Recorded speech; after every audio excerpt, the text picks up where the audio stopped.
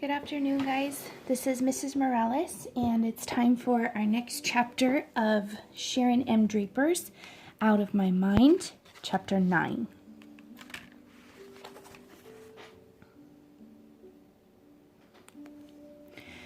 When I was 8, things changed. I think I knew Mom was going to have a baby even before she did. She smelled different, like new soap. Her skin felt softer and warmer. She picked me up out of bed one morning, then almost let me fall back onto the mattress. "Phew," she said. "You're getting awfully heavy, Melody. I'm going to have to start lifting weights." Her forehead had broken out in a sweat.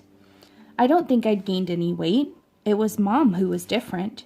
She sat down on the chair next to my bed for a few minutes, then suddenly ran out of the room. I heard her throwing up in the bathroom. She came back a few minutes later, looking pale. Her breath smelled like mouthwash. "I must have eaten something funky," she mumbled as she got me dressed. But I think she knew even then. I bet she was scared. When Mom finally figured it out, she sat me down to break the news. "Melody, I have something wonderful to tell you." I did my best to look curious. "You're going to have a baby brother or sister real soon." I grinned and did my best imitation of surprise and excitement. I reached out and hugged her. Then I patted her stomach and pointed to myself. She knew what I meant. She looked me right in the eye. "We're going to pray this little one is fat and healthy and fine," she told me. "You know we love you, Melody, just as you are. But we're hoping this child doesn't have to face the same challenges that you do." Me too. From then on, she put Dad in charge of lifting me, and although she never talked about it again in front of me, I know she was worried. She gobbled gigantic green vitamin pills, ate lots of fresh oranges and apples, and she had this habit of touching her bulging belly and mumbling a prayer.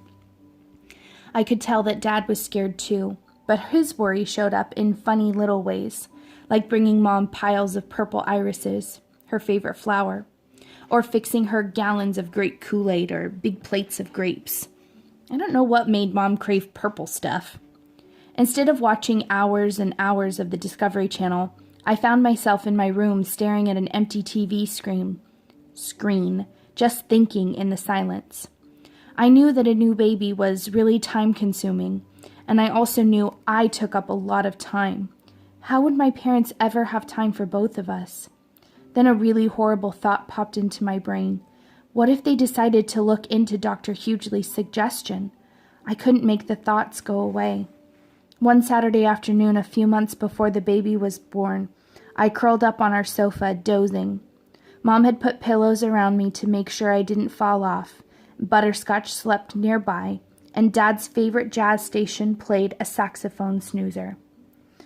Mom and Dad sat together on the smaller sofa, talking together quietly. I'm sure they thought I was asleep. "What if?" Mom said, her voice tight. "It won't be. The chances are so small, honey," Dad replied, but he sounded unsure. "I couldn't bear it," Mom told him. "You'd find the strength," he said calmly, "but it's not going to happen. The odds are—" "But what if?" she insisted, interrupting him, and for only the second time I could remember, my mother started to cry. "Everything is going to be fine," my father said, trying to soothe her. "We've got to think positive thoughts." "It's all because of me," my mother said softly. I perked up and listened harder. "What do you mean?" Dad said. "It's my fault that Melody is like she is," Mom said, crying really hard then. I could hardly make out her words.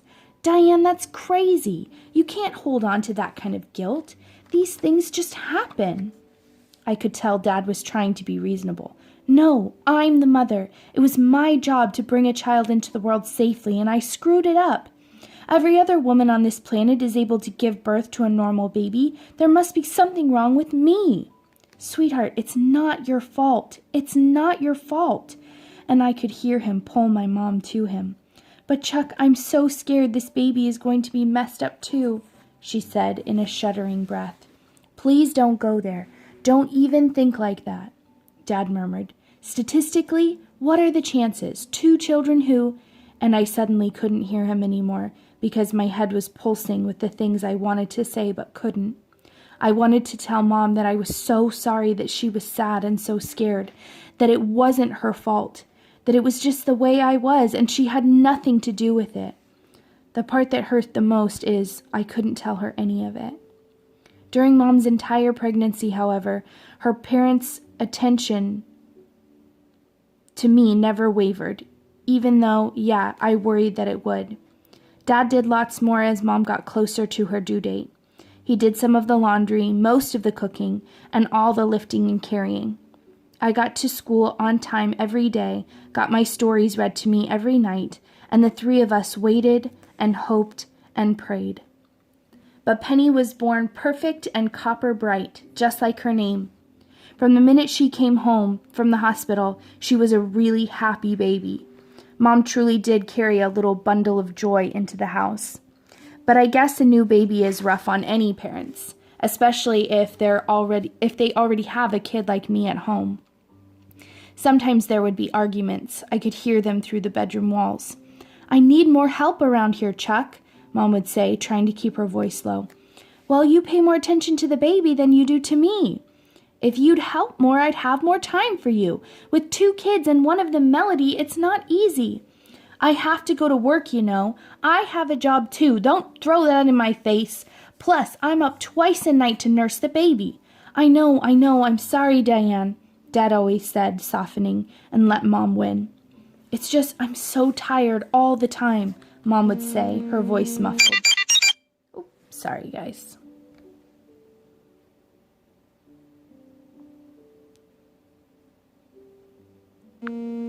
Make sure that doesn't happen again.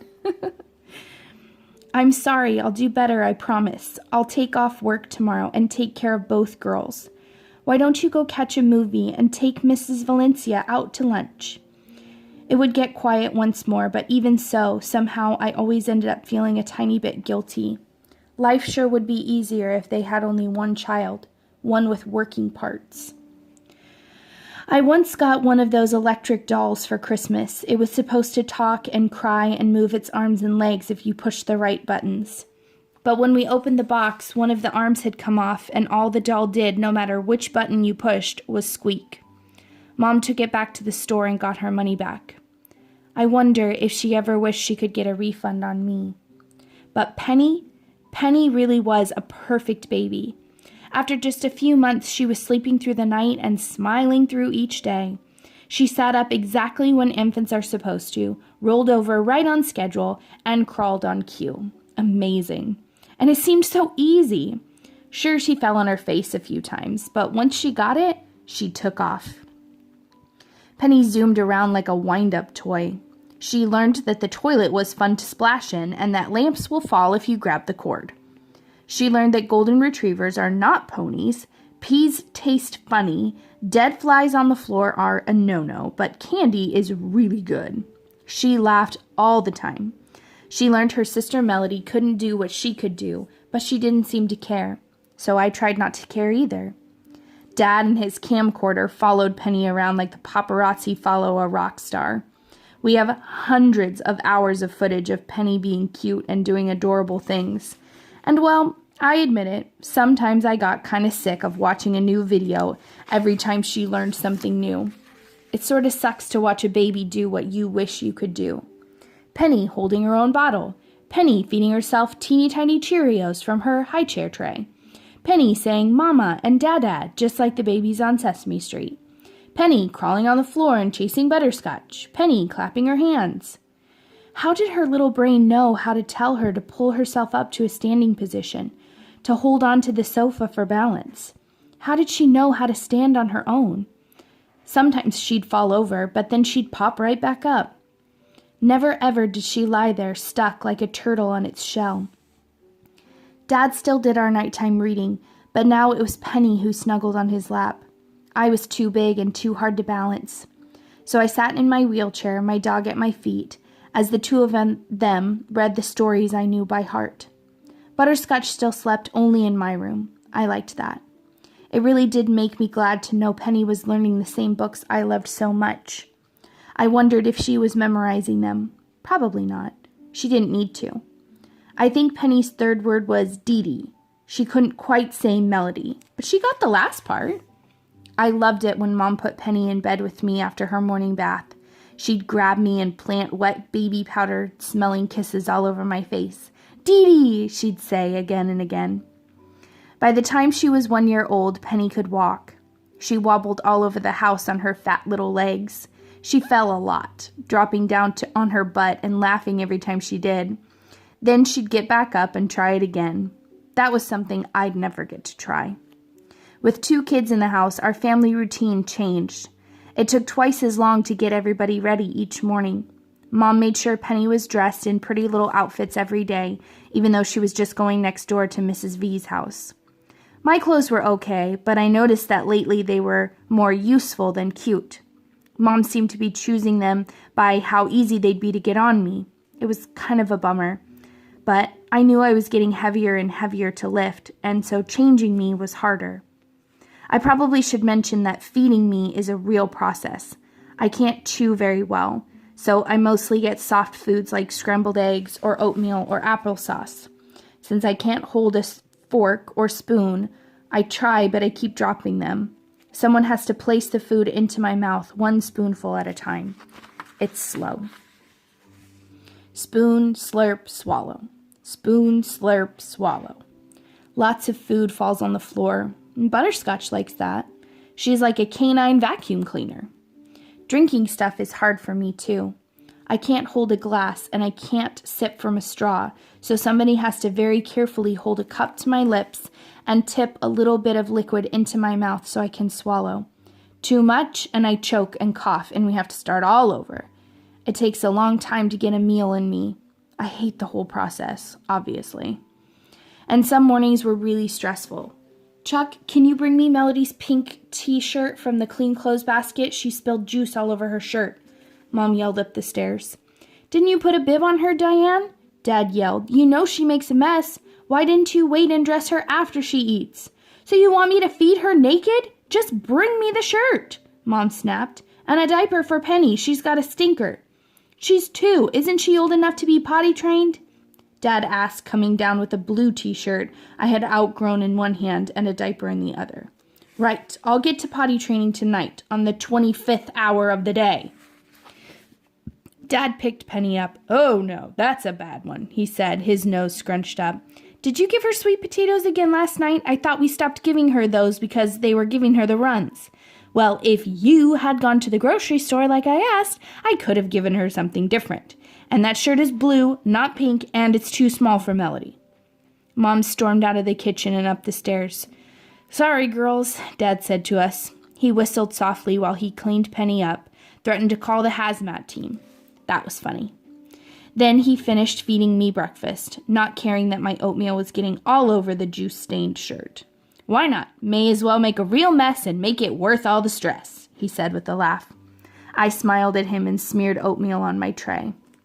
Mom came back down with fresh makeup and a freshly painted-on smile, her hair done, and with my pink shirt. She and Dad hugged in the kitchen, both took a deep breath, and we actually made it out of the house on time. We had lots of days like that. And that's it for Chapter 9. So I want you guys to comment below as you think about how Melody feels about her new baby sister, Penny. What might be some of the emotions that she would be experiencing when getting to know and seeing her baby sister grow up. All right? I hope you guys are having a great day. Take care.